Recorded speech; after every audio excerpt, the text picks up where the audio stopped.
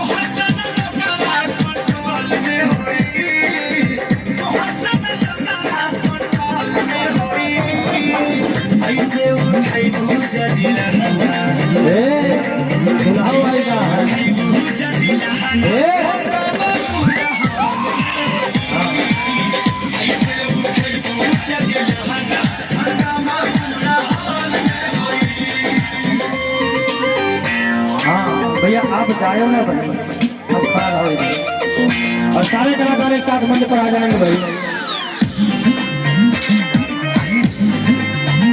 भाई सारे लोग आ जाइए।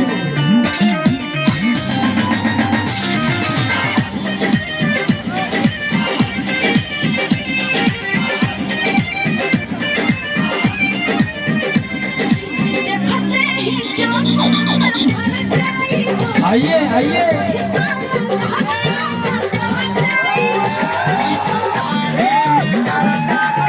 दूल्हे राजा जी बैठे हैं।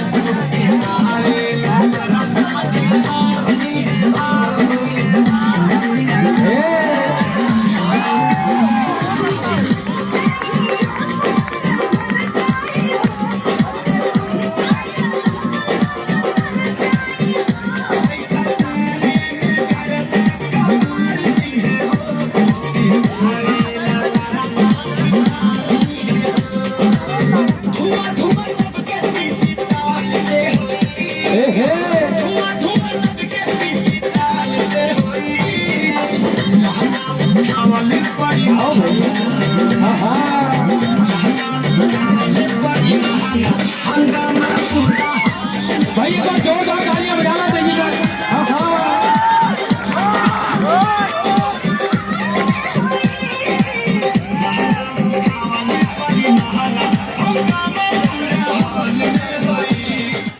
हाँ एक बार जोरदार तालियां बजाइए भाई सारे लोग।